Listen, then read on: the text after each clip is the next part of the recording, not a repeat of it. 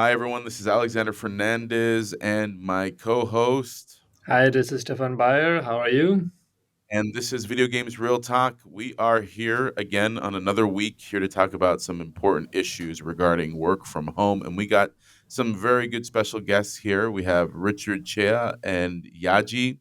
So, guys, you know what? For our audience out there, can you please introduce yourselves and let us know what we go? So, Yaji, who are you and what do you do? Hey, I'm the general manager of the All Pixels brand here at Streamline. We're focusing on the 3D elements of the whole video game pipeline. So exciting stuff. Yeah, I was originally from Korea, moved to Malaysia, adopted Malaysian, as they say it. 18 years here, and I love it here. That's really cool. You adopted Malaysia as your home, so Malaysia Boleh, huh? Yeah, with Ah, some there you Korean go. flavors. There we go. That was some with a slice of kimchi. Here we go. Uh, well, I don't even know. I mean, do people say that often, or is that just something that no one says except that I just said on today's episode? I don't hear it often. Yeah, let's put it that way. And that says everything for you, folks.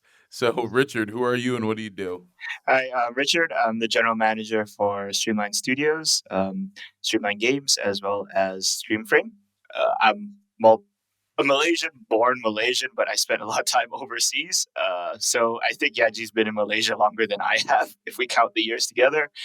Yeah, having fun, taking care of the three BDs. Streamline Studios handles most of the technical, creative problem solvings in games and non-game applications of game technologies. Streamline Games handles our original IP as well as co-development of games with external partners. And lastly, the Streamframe team handles the creation of our cloud-based project management and client management platform, Streamframe, as well as web development and application development as a service. So, you guys are basically managing and wielding a tremendous amount of resources and talent.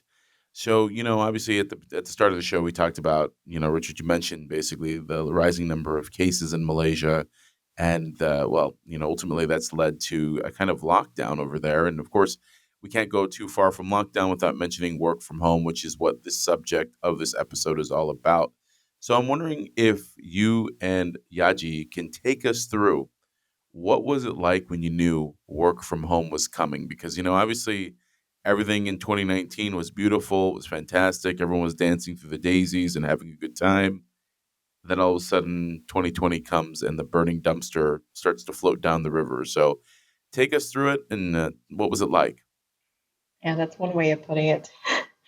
I think I've been lucky. I have my family back in Korea, so I have been seeing the virus travel from Korea, through China to through Korea.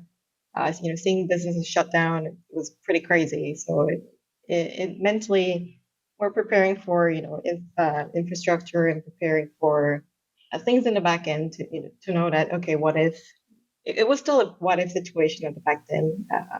If the businesses would just shut down and we had to move to home to start continue operating. But I would say nothing fully prepares you for it though. So it took a lot of communication and agile decision making to keep things going, at least in the first few months. It was very crazy.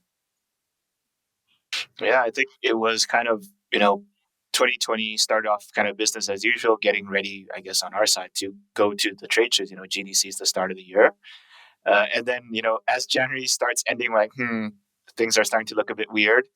But probably it's just going to be, in a few countries. Then, like, by February, it's like, okay, yeah, no, this is getting pretty intense. And by March, it's like, okay, yeah, at some point, even the Malaysian government's going to announce lockdowns like a lot of other countries had by that point in time.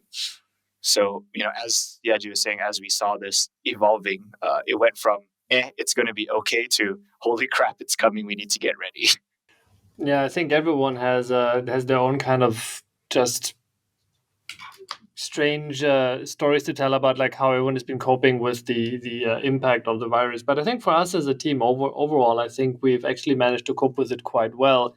So, what do you think are some of the reasons that we kind of were able to, kind of absorb the first few shocks in the studio and then kind of kind of take the ball and run from there? Like, what do you guys think has kind of made that happen for us? Well, we're an independent studio, so we've never really been comfortable, so to say. We've always been very agile, always kind of fighting for our ways.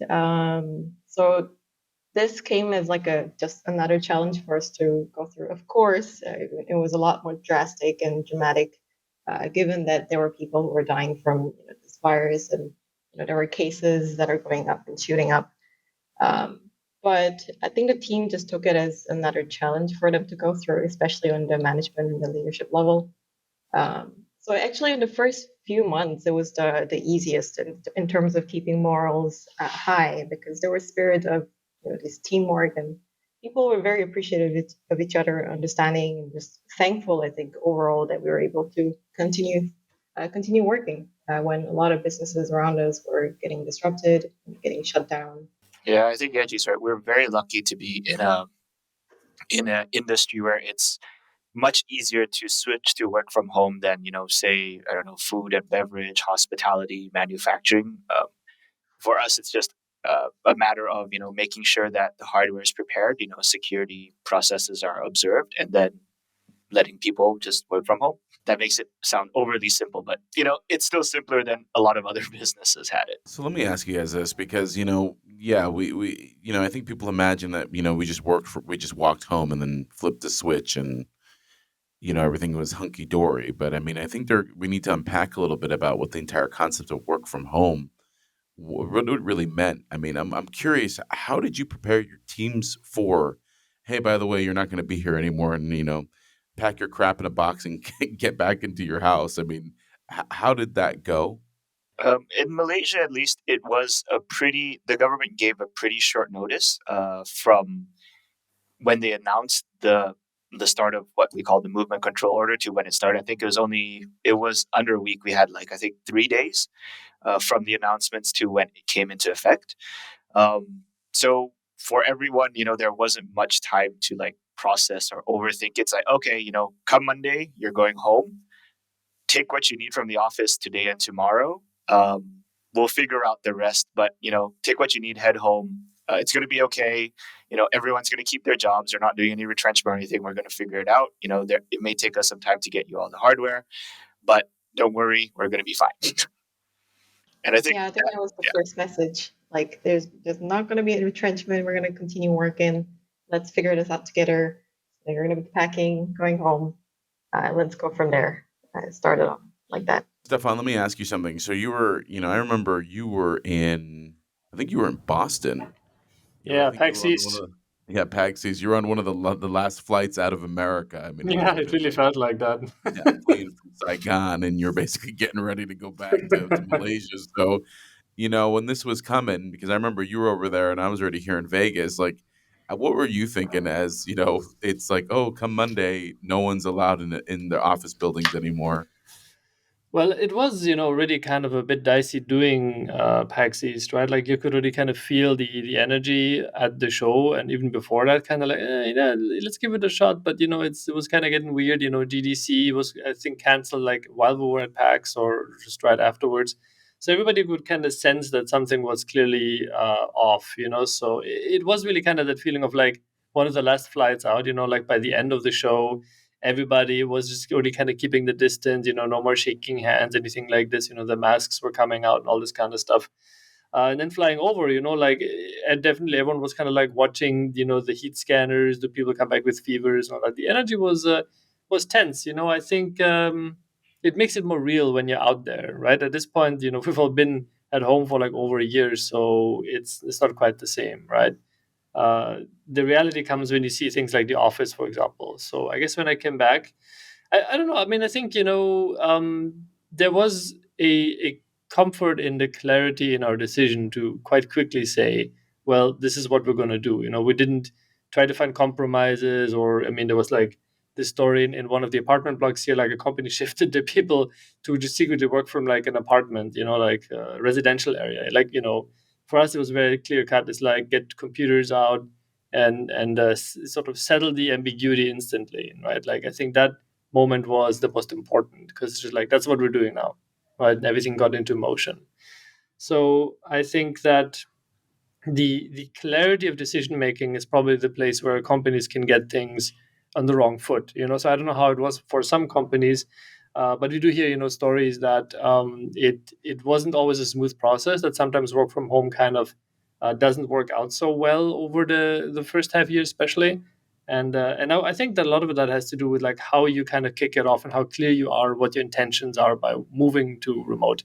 So I'm curious, what Rich and Yaji think about this. Kind of sort of hearing into the ether and talking to other companies in our space. Like, what is it that you think makes work from home successful, maybe in the long term, and then also in the short term? Like, what is it that makes that work or not work? I think I'll start with that. We were also kind of lucky that even before we moved to work from home, the team was already quite coherent. There was already a strong sense of, I guess, identity as a team, which really helps because once you switch to work from home, you're not seeing everyone face to face as you used to every day anymore, and it can be difficult if the team doesn't have that kind of an identity. And so because we had that, it was a lot easier for people to switch in. Like it was already common for people to use certain instant messaging or video conference software at work already, even while we were in the office. So it wasn't that much of a stretch for people to do it from home with each other now. Yeah, not to mention Streamframe. So actually, a lot for a lot of individual like employees and artists, um, things changed, but also not really in terms of their work. They were still, doing work on their company providers hardware, and uploading it to Streamframe, which is our project management software. That everything lives online. And so for them, nothing really changed. I think a huge change came in for the managers in terms of how are you communicating with the team, because obviously now you couldn't walk around the floor anymore and just look at people and hear them out, check works, things like that. And in terms of, I think people around when initially work from home was introduced, a lot of companies just saw it as like a temporary measure, at least I think locally. There were a lot of skepticism in terms of is it going to be viable long term, and there were a lot of companies saying like, oh, work from home is just a company being very idealistic. It's not going to work in the long term. We have to be in the same space to be creative. But obviously, we've shipped a game during the whole work from home situation, bait and switch. So creativity can work in certain teams, like Richard mentioned, that has a very strong identity and also a sense of team, that they will make things work and they will find a way to talk to each other and have that creativity flow within the team, no matter what. It's just a medium that has changed in how you use the technology. Let me ask you something because this is important. It's one thing is basically getting the team prepared to go home, and obviously the logistics that come into it, and of course, having software like Streamframe is always a benefit because it was already there and already built for effective remote work. But how do you two, as managers, keep it together and really, no one has been through this. I mean, there's no one's been alive from the last global pandemic, but I mean, you both, Richard, Yaji, you guys are leading these teams. Like, what were you telling yourself? How were you able to keep this together? Wow, that's a really deep question. I think, to be honest, in the first few months, there was a lot of adrenaline. I also do really enjoy a lot of very drastic situations like this where you have to just solve very complex puzzles, right? Just work from home is a very complex puzzle that we had to solve. You know, we were not really, designed from the start to be a work from home model company.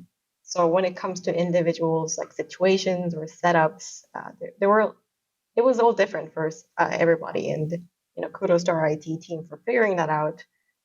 Everybody's situation and internet situation, for example, was very different. And I think that puzzle, in a sense, helped me going at a start because I just saw it as something that had to be solved and had to be, done. The lull came after that because everybody was settling in to work from home, and it was no longer crazy anymore. Actually, talking about this right now is quite funny because I couldn't remember how it was like at the start. We got so used to it after a year of working from home. But back then, like when this first lull came, I think there were a lot of ups and downs that I had to deal with in terms of just emotions. But it was always remembering that there's a team who kind of look towards you, especially now that working from home. Like they don't see each other. They pretty much just see their managers. They see me. So whatever I portray, that is sort of their world. That is sort of the box they see the world through. So just keeping that in mind helped me a lot in terms of just keeping it together. Richard, how about yourself?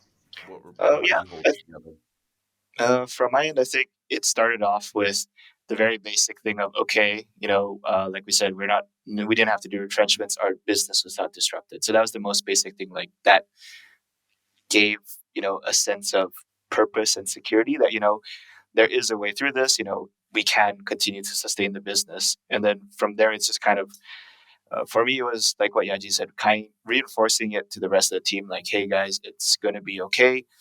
We're being disrupted because, like Yaji said, some people's living situations, either where they were living, the internet access they had meant that some people couldn't work, at least not for the first week or two, as we were trying to figure out the best solutions for each of these individual situations. But just the fact that we could be like, hey, look, don't worry, you're not you're not getting retrenched, and yes, you're not able to work, but look, you're going to be fine. We're still going to pay you for that time that you're not able to work, because we believe that ultimately it is a shared sacrifice. Everyone is in it together, and it came down to the responsibilities of the managers to make sure that the team is fed, and also that they have the ability to work or return to somewhat normal working capacity as soon as possible. And yeah, that became the focus.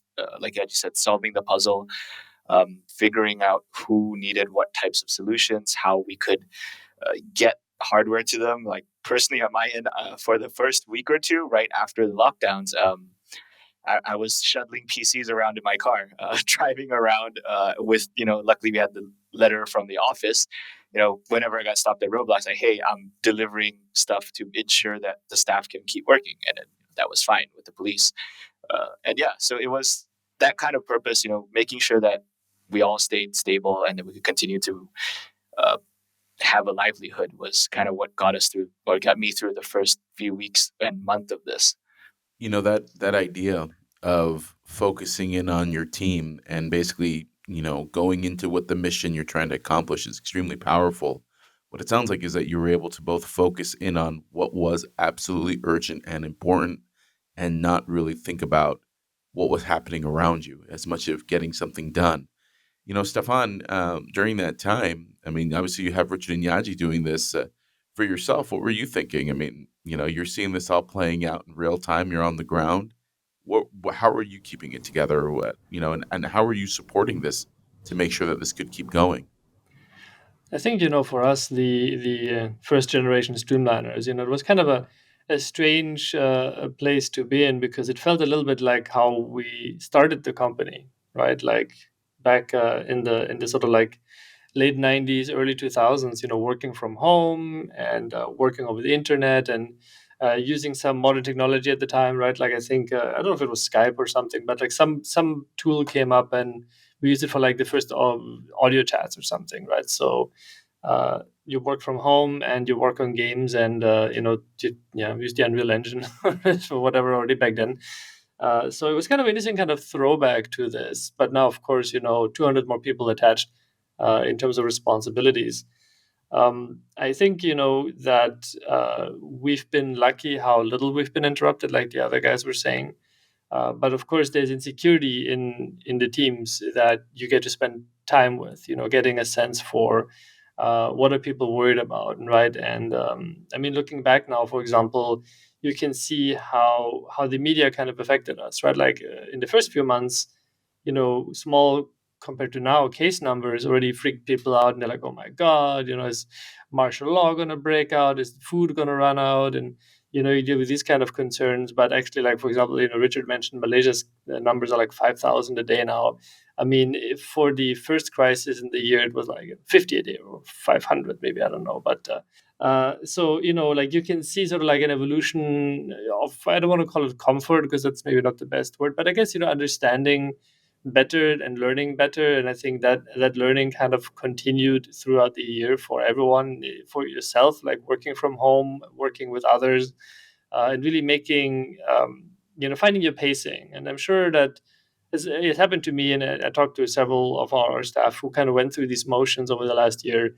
Like people have kind of bad months, right? Like it kind of sneaks up on people like unexpectedly. It's just kind of the walls are coming in. You want to go out, like people get snappy to each other. And so for my position, I guess I had the kind of the benefit that I would spend more time with others, kind of also analyzing like what they're going through, what I'm going through, and it helped me detect it when it happened here in our home, just the same, right? So I think that it made a very personal year for everyone, but at the same time also got you closer to the teams and the people that you worked with, because everyone had to kind of relearn how to be a team in this kind of digital way, but also had to like learn how to, like we call it, like run your own office at the same time, right? So it's anything hybrid, right? And I think this whole hybrid or new mix of work and life is pretty much what the future of work is going to be now, to be honest. So that takes me over to this question for, Yaji and Richard and Stefan. I'd love to hear your input after that. For a manager to be successful at work from home, it sounds like there's a tremendous amount of empathy here, but what else do they need to have to be able to be successful at this when leading teams remotely? I think one thing we learned is now managers have to over communicate more than ever. When you are not in person, you lose, even with webcams and voice chat, you lose all the gestures, the posturings. You lose a lot of that, and um, like we now have 3-4 different means of communication with some people. There's like an order of escalation, right? There's like, oh, there is a message on task on Streamframe, then there's, oh look, there's an instant message now. Oh look, now my manager's calling me on whatever software we're using. Oh no, my manager's calling me on my cell phone. It's required that kind of level of over communication that we had to get comfortable with, because like Stefan said, for some people some people did have bad months, and work from home not really isn't for everyone. Like we've had employees kind of reach a point where they are kind of just burnt out from being at home, whether it's a just too much monotony, lack of social interaction, or sometimes even just the social dynamics of a whole family seeing each other 24/7. As much as we say, it's great to spend more time with your family, sometimes in some cases it can be too much time, and that also adds stress to employees. And that's where the managers have had to learn to also, um, more than ever, be empathetic, especially to people's personal situations as well. Because sometimes when you're working from home all day, every day, it's very hard for your personal life not to spill into your professional life at that point. So yeah, I mean, I think that's the one thing that all our managers, ourselves included, has had to do more of in order to make sure that things continue to run. Yeah, that's definitely true. Like reading between the lines, that comes down to empathy. But empathy is a very interesting word because I think a lot of people think of it as like surface level, like, "Hey, how are you doing? I understand." But sometimes saying "I understand" isn't quite enough because we're not in it for like a month or two. We're going to have to get used to. Your team is going to have used to this new normal because this is the future of work, like Stefan mentioned. So I think if you truly care for your team, one form of empathy is really challenging the team to rise to the challenge. If you see someone, just having a bad month, empathizing with them, but also helping them step out of things. Just reminding them what they have. I mean, that's what you've been doing with me, Alex, a few times as well. Just reminding them, like, hey, you still have this. You're all right. You still have your team. You still have your job. You still have a lot of things that you have achieved within this year of working from home. Just remember those. And I think going back to the purpose of, what's important to you, why you got into the industry in the first place, why you value working with these people. Just helping to remind them of these things, and challenge them like, hey, it's okay. You just have to step out of the emotion sometimes. Think about your team, because for the managers, it's not just about themselves, but about their teams, right? Their emotions often impact whoever is in your team and how they're going to be seeing the world. So I don't know, it might sound cruel to some people, but sometimes it's really necessary for you to step out of things, and for you to have someone to remind you of the things, that things are still okay. And just one more thing, I think the part, and empathy doesn't mean necessarily it's always feel good either. Sometimes it is also feeling bad, but it's about being realistic and being fair to everyone. Uh, like I mentioned, we had a few cases where employees really, for whatever reason, the work from home really got to them. In some cases, they do snap out of it. We speak to them. We try to see what we can do to help.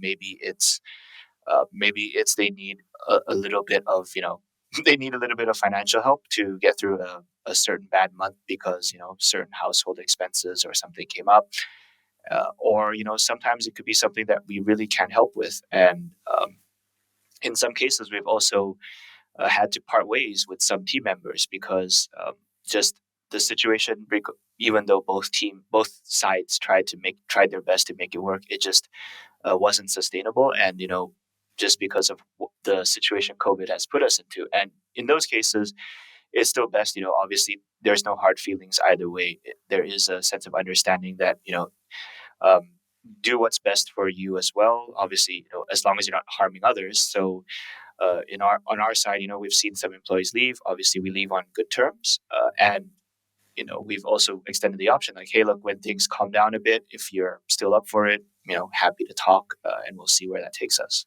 You also get, I think, disruptions in households that normally, you wouldn't expect to hear. For example, hey, like an artist is stressed, programmer is stressed. Well, why is that? Normally they're not like this. Is it because they are working at home? We didn't think this would impact them like this.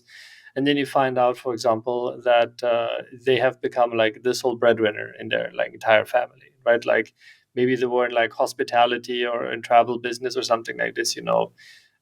Dad doesn't have a job anymore.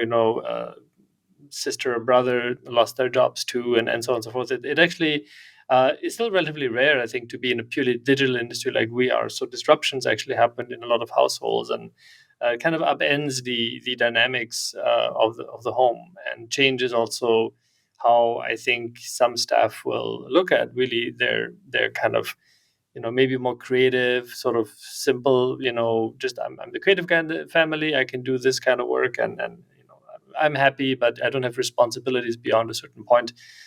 So there's kind of like a maturing process that we've also seen with some people, right? Like it's video games, but apparently it's not all fun and games anymore. Sometimes it becomes a real job with real stakes for people. So I think that is quite interesting.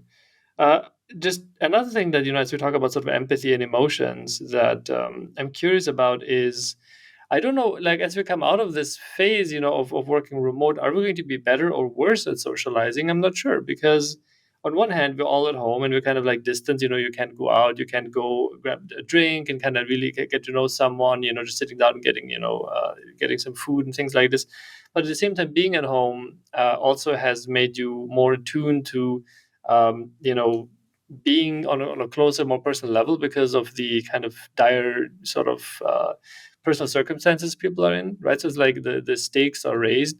So I wonder, like, let's say, in 2 years we're sitting somewhere, hopefully, and have a steak or something. Well, I'm vegetarian, but we eat something somewhere outside. I mean, are we going to look at that and feel awkward about it because we're not used to it, or are we actually going to fall back onto a more personal way of talking to each other? Like even with our clients, we actually talk more personal now, because you oftentimes check in with somebody, a partner we talk to, like, hey, how is it over there? You in the UK, or you in Germany, or you in the US?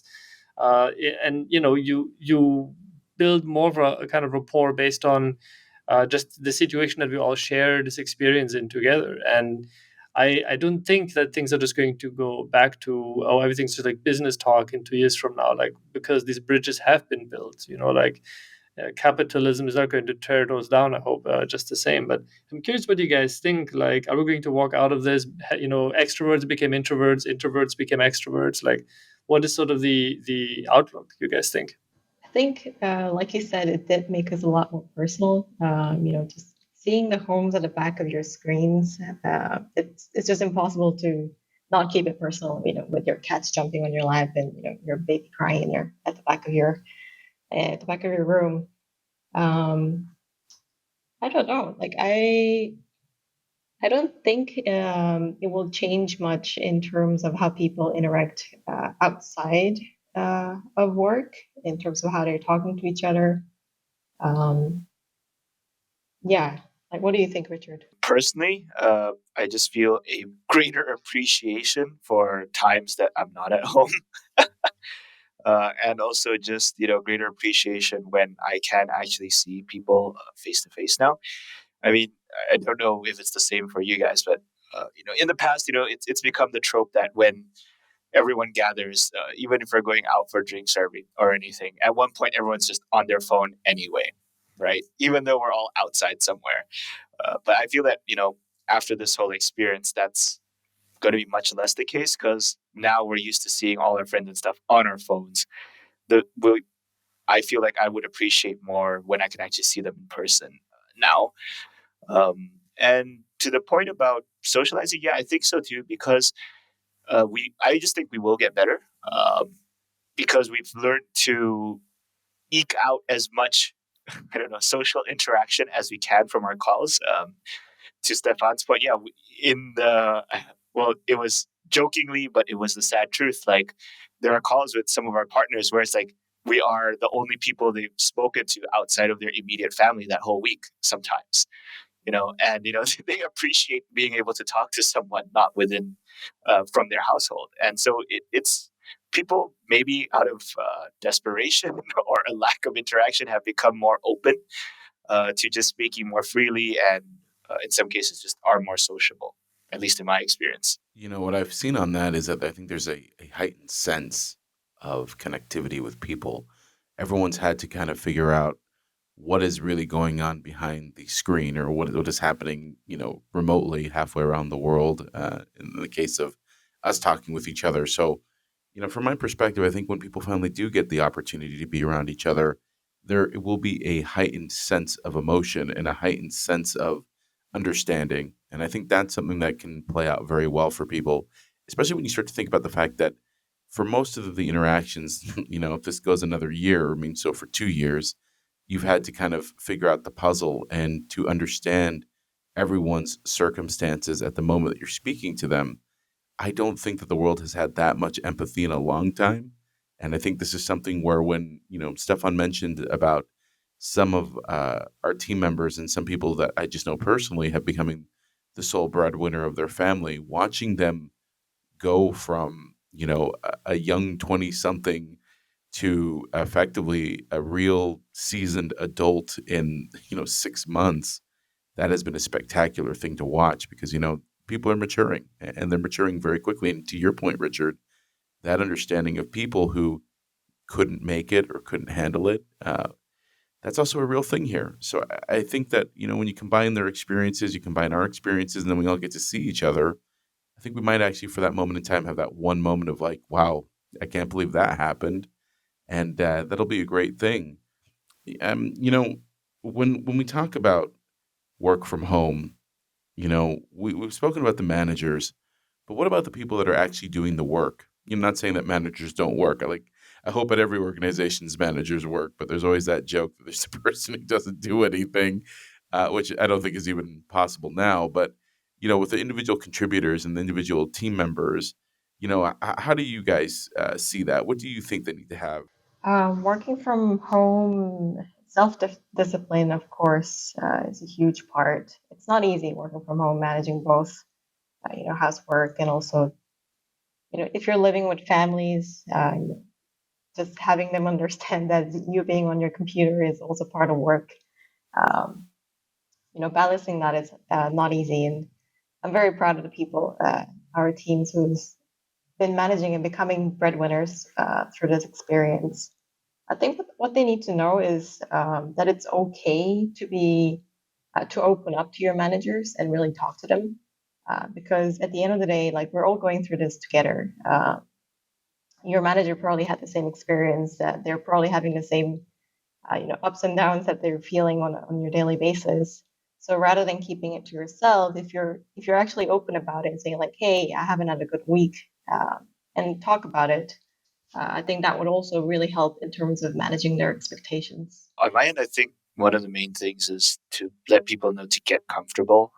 What they're doing is for the long haul. I mean, even if things, vaccine rollouts happen globally, it's going to be a while just as a human race where we get comfortable going back to working in crowded offices, eating in crowded spaces, and for now we're going to be doing this at least for the next half year, maybe a year. So one of the first things was get comfortable. You're going to be spending a lot of time at home working, and your work area, you should try to make it something to your suiting. You should have a decent chair, decent table, um, peripherals. As we are an art team, so we have it is quite important that you have peripherals that suit your needs, and that's something we have tried as a company too. Like we have offered peripherals, even furniture from the office. They're not using those chairs and tables in the office anymore, so we've offered, if people need that stuff, we can arrange for them to have it, just to make sure that their work environment at home is comfortable. But also at the same time, to Yaji's point, kind of setting boundaries at home. One, boundaries from, I guess, whoever else you live with. If it's a significant a significant other, your partner, your family, housemates, friends. It's kind of setting boundaries of what's work time, what times you shouldn't be disturbed, what times it's okay to be disturbed for work, and then boundaries the other way around, where it's clear when you're stepping away from work, where you're actually done with work when you start work, because that's also important. Because it's very easy for people to just either get stuck in, I'm going to work all the time because that's all I know, and it's so easy, or the other way of, I'm at home, I could kind of laze off. Hey, my bed's next to my PC. So boundaries and discipline for that as well. And also, it's like a very rare opportunity that we get. How many times have you wished that there you would have time to think? But this great pause, like history has paused for a couple months. You finally have time to really get to know yourself. So I think people are taking this time to. I hope people are taking this time to get to know themselves, and really just thinking about why you chose this path in the first place and why you're doing this work. Going back to the purpose of what made you start and what keeps you going, I think will be a great motivator for a lot of people, and it'll be a chance for everyone to really think about why they're in it, and if the direction that they're going right now and who they're becoming through this, through their experiences, if they're happy with who they have become and who they're becoming. Yeah, I agree with that. I think it's you can really say like we're in like a cocoon. Everyone is in a little cocoon, and it actually does transform you. That by the end of it, you're gonna come out as a different person, right? Like everyone kind of is in their own little box, and this work from home experience, I think, is kind of like an amplifier. It amplifies your good habits as well as your bad habits, and makes it more obvious. But if you don't pay attention to it, 2 years will just kind of go by, and you won't even notice what happened to you. So if you have just habits of like, like I just like to play games all day, and I like to just like relax, I want to sleep, or I want to kind of I don't want to exercise, I just want to kind of take it easy, then it's kind of like when you have a long vacation, you might just kind of get into that mode and become quite tired, and just not have really energy for it. But for example, if you kind of get off your your seat, and you find maybe some people on a Zoom call or something for like like a round of exercise, like we're doing it. I think there's like a shared session every week, or we do like sharing of knowledge sessions. We do videos, like larger master classes that run for like 5 hours and things like this. to kind of broadcast, like you should work on yourself, you should develop good habits, you should energize yourself, that when you come out of this, like in a year or so from now, you will actually have become, a stronger person, someone that can look back at these 2 years in limbo and can say, what, it wasn't really limbo for me after all. I really put it to good use, right? And I hope that most people, like Yaji said, can sort of analyze who they are and who they want to be, and have other people hopefully that can kind of poke them every once in a while and be like, okay, let's get moving, let's use this time for something that would be looking back at like, okay, we made the best of it, right? I think that will make it feel like you didn't lose any time as much as you've actually gained it with kind of focus on what you wanted to achieve. I actually love that idea of people personally developing and becoming the better them that they want to be. And I think that's ultimately, in the end, what is going to make a strong individual, strong team, strong workforce, strong company is when people are truly who they need to be and basically realize that all the things pre-2020 really didn't matter. And now going forward in 2020 and 2021 and beyond, it's all about what they themselves can be. Let me ask you guys, has anyone seen or had any pushback from clients or from team members regarding work from home? Anyone being like, oh no, my life is twilight, anything strange? Yeah, I mean, when it first started, there were partners that were very hesitant to entertain the idea of us working from home on their projects. They would, we had a few that would rather the projects get delayed than have us work from home. But ultimately, we spoke to them. We told them, hey, look, what we're seeing is at least for the first 2 weeks, you won't be able to be in the office. Are you okay with that? Generally, it's 2 weeks delay. You'll be fine afterwards. But as the situation evolved, especially since it's slowly, every country in the world was affected. Previously, they're like, no, it's not going to come to our country. But slowly, as more and more countries had rising cases, and it became a reality for everyone. A lot of people came through, and ultimately, all of our partners were like, yeah, no, it's actually fine to work from home. Because we actually talked them through what we had prepared, and they were comfortable in our relationship and our technical expertise. That okay, it's fine. Uh, you know, the information is going to be safe. My projects will stay on track. Uh, it's all good. Yeah, and not so much a pushback, but I mean, there are a couple of people who really have the desire to go back to office. They just love seeing others work. They get motivated by seeing others work. So losing that visibility definitely is a downer for some. Um, but I think as technology advances, there will be alternatives to those where you're able to see how others are doing, how others are working. Do you guys miss the office? I miss being able to be with the team physically sometimes. Like that sense of camaraderie is not the same, or you don't get the same opportunities. It's not the same as, hey, look, well, we've all had a tough Wednesday or Thursday. Hey, let's go out for drinks after work. Can't do that anymore. It's like, oh, it's been a tough Wednesday. I'm going to go to sleep now, right after work, kind of a situation. I do miss that ability because, it's, especially for me as a manager, I value those moments because it's spontaneous opportunities for me to build rapport, get to know my team a bit better, and maybe hear, learn about problems or be able to just tackle things that I wouldn't normally be able to do in a workplace setting. So I do miss that ability. Yeah, I agree. I missed the fact that we were able to be spontaneous with the gatherings and with meetings. After work, you would just hang out. You would see random group of people from different departments just hanging around and like, hey, let's just go for a drink, and everyone just go together. That aspect of it, I do miss. But I am quite enjoying the flexibility that comes with working from home. So I think it'll be a mix. I would miss talking to people and going into the office and interacting with the people, but at the same time, I would also, if I had to be in the office for the whole time, I would definitely start missing the hours of focus and the hours of concentration that I have to myself that I get from working from home.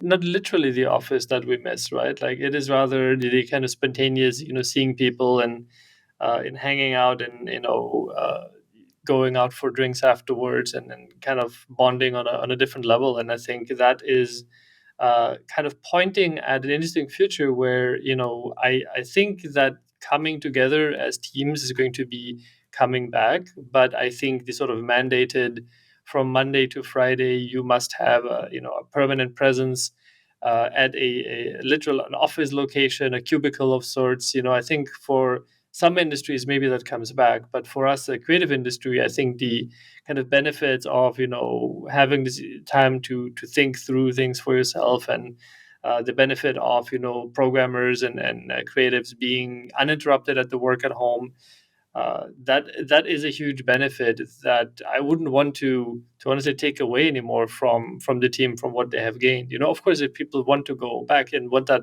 kind of knowledge exchange, I can see the value in this. But I think in our office, nobody would advocate to be like, I want to be in the office every single day from morning till evening. I just think that has come to an end.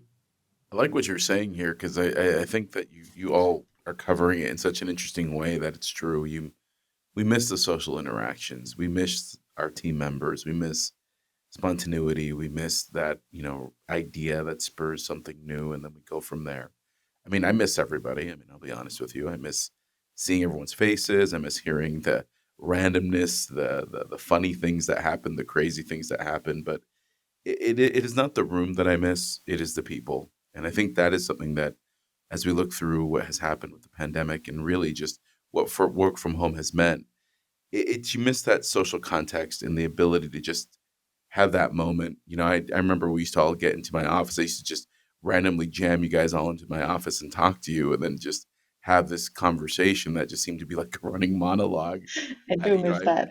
yeah, I miss And the that. banters. The band, yeah, exactly. I miss the standing at the door frame and looking at all of you guys from my office, seeing everyone working, doing their thing, and just absorbing that. I miss that as well. But ultimately, when we go towards what work will look like post pandemic, I think Stefan, you hit it right on. It's never going to be 100% everyone's at the office. I don't even see what the point of that would be. At the same time, I also think that this gathering of socializing and really doing things together with purpose and meaning is going to be absolutely important. And this is something that kind of leans towards my next question, which is if work from home does become standard, and which we all think, I think everyone here thinks it is, and especially in the video games industry, you know, how much do you guys think culture is going to play a role in this? How much do you think culture is really all this is? No, culture is definitely important. I think Yaji said earlier, like people need to have that sense of discipline. And because you're working from home, if there's no manager to mysteriously hover over your shoulder every few minutes to motivate you to work, it is really yourself. You need to be disciplined, to deliver your work quickly, but also disciplined in that you know when to stop. And I think that's something that some people may go into the workforce, into this remote workforce with. Other people will need to pick it up, especially if they're new to the workforce. Like, can you imagine in a year or so, there will be a whole generation of people entering the workforce that know nothing except remote working. They would never have worked in an office before. You're going to start having those type of people. So that's where culture is important, where the company needs to find a way to instill that if people don't already have it, and to continually reinforce and renew that, because uh, like Stefan said, after a while, everyone is going to get tired of it at some point, and they just need they need someone else to come in and maybe let them know it's going to be okay, help them reacquire their purpose and motivation to continue their career in a certain way, or maybe they decide, hey, this career after a while is not for me. But yeah, discipline and culture is very important, and the identity of a team, because with the remote working, you don't really get, I don't know, the kind of kumbaya team building events where like you get 50 to 100 people from your company and go do some kind of team building activity. That's going to be borderline impossible in the future now. So As a company, you need to build a culture where people are able to communicate freely with each other, and you need to find a way to attract a lot of that type of talent too, because um, they will be the premium in making sure that you have a team that can work collaboratively together, and get through tough times together remotely. Yeah, I agree. And especially with the new generation of workforce coming in, like Richard mentioned, maybe work from home is all they have known, and that's what they have started with. Um, and this new generation of people especially find it important that their personal integrity and identity connects directly with their employers. It's important for them to feel like what they're doing has meaning. So I think it's especially important for companies to really have a strong culture uh, and vision and mission and purpose that is very clear to everyone that this is what we're doing and this is why we're doing it, so that whoever is working with them strongly connects with it. And also for managers, I think it'll be a huge change. They no longer have the physical team in front of them to feel like, because for managers their team's performance is basically reflective of their performance, but they no longer have the physical team in front of them to really show like everyone's working, therefore my work is done and my work is good. They don't have that luxury anymore, and it really becomes important for them to become leaders instead of managers, and to really make sure that their team rises to the challenge, and are constantly improving themselves, because that's what you're going to be valued on, and not how long your team works, or how busy they look in the office. Richard, you mentioned something interesting, that there are people that are coming to the workforce who have never known anything else except remote work. And I actually hadn't thought about that. You're totally right. We're going to get these kids coming in that are like, interaction. It's going to be strange. It's going to be, and then you think about it, because they're coming out of schools where they've been doing remote work, remote learning.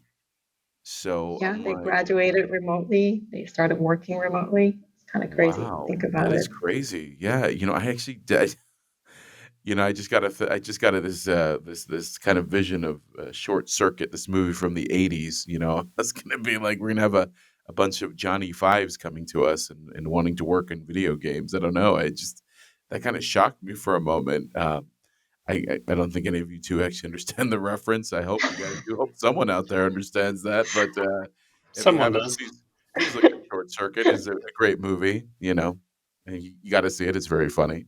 But Stefan, let me ask you something. In terms of knowing that we're going to be facing, this kind of onslaught of new talent, and of course, we're going to get our veterans coming out like they just came back, from a tour of duty. What do you think that means for the games industry? I mean, if you were to basically tie it up in a bow, what would you say for people out there listening about work from home and all that jazz? I think our industry really has had a kind of tense relationship with working from home and sort of digital distribution in general, right? Like there's been always this kind of tug between indies that work well from home, that they never really needed an office, to shows that have been digital at times over the last few years already, to meeting in person, and the pros and cons of both. Let's be honest, the games industry has never been that great. The game development industry has never been that great at really meeting each other. Like it oftentimes goes wrong. People drink too much or behave kind of stupid, and who knows what. So that never was that great. The conflict between digital distribution and physical distribution has been raging very strong, even before the lockdowns. And the question of how much you should be in office. There were a lot of discussions about just like completely like allowing people to make the choice early on. I mean, even by 2005, we had these discussions internally already. Programmers specifically feeling that they'd be more effective working from home. And you had to take that serious, because it is true, sometimes you just need that 5 hours uninterrupted, and in an office, especially an open space office, you don't necessarily get that, right? Which was, by the way, another big discussion point, like open offices versus smaller enclosed spaces in an office.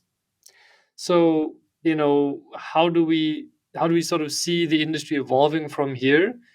I think that the stakes and the comfort for the products are going to have a huge impact on whether or not it would go back to how it was or before. So I kind of see two trends. I see one trend is that developers are becoming much more comfortable working from home, but it will lead to, a little bit of like problems with like lack security and kind of, yeah, sure, like maybe see the cat jumping in the background, but it also means that social engineering might be easier to new developers. Like somebody calls on the door, or like tries to do like an IT call, help me, but give me access to your computer type stuff, and there you go. Maybe information leaks out that isn't supposed to be. That trend, I think, will be then conflicting with, well, not conflicting, but like sort of colliding with technology enhancements, right? Like just simply have everything in the cloud, because that really does make a lot of things safer. So you have kind of like the tech angle, right? So that might make it actually okay. That will collide with the industry maturing and connecting more with, the movie industry, but also other sort of more mature industries, industrial and fashion and other sort of well-established brands, which again will have its own security demands coming in from there. So it's kind of like a roller coaster ride of up and down on how much it can be embraced. Let's say you do a video game production for like a new Star Wars movie or something, right? Like, are they going to be comfortable having everything like that done from like home offices across the world, or will there be some restrictions? Will there be compromises in how that's being set up? So it's going to be honestly quite case by case, but I think the overall trend will lead towards working from home is going to be seen as collaborative and safe, and you will probably see a very strong, let's call it a game development sort of middle class of medium-sized companies really thriving in that space, where they can produce high quality products powered by Unreal and Unity, and really the kind of repository of tools that they give you to work remotely quite effectively. They will produce creative, interesting titles, from people that don't want or need an office, may have never been in one.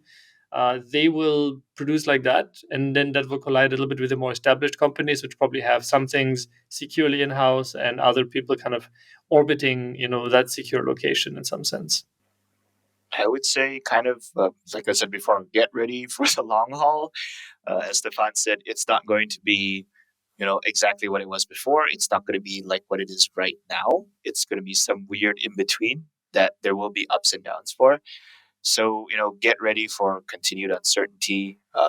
Don't get too comfortable with the way things are right now, because it could shift either ways. Maybe, you know, COVID does magically disappear, and everyone can return to large offices, be tightly packed again. But because of COVID having already happened once, we foresee that most partners, most developers are going to require some kind of redundancy. Like, hey, if something of this scale and magnitude happens again, what measures are in place to ensure that there is minimal to no disruptions to production while maintaining, acceptable levels of security and confidentiality. So yeah, this is get used to it. I mean, it's been a rude wake up call for a lot of people, but this discomfort, is here to last. So make the best of it. Along the same veins, well, I think actually people should be very excited. This evolution that was supposed to happen in the next 10 years has accelerated into a year and a half, 2 years because of COVID. And I think people should be very excited for it and use this chance, use this chaos as a letter, as our very wise Littlefinger would say from Game of Thrones. Absolutely. And what I would basically say to everyone is this, is that everyone out there, obviously work from home has its challenges, but one of the greatest things about running our organizations is finding out how to solve these puzzles, make sure our teams are successful, and make sure our managers are successful as well. This brings our episode this week to a conclusion. We would ask that if you have any comments or questions, please go ahead and hit us up on Twitter.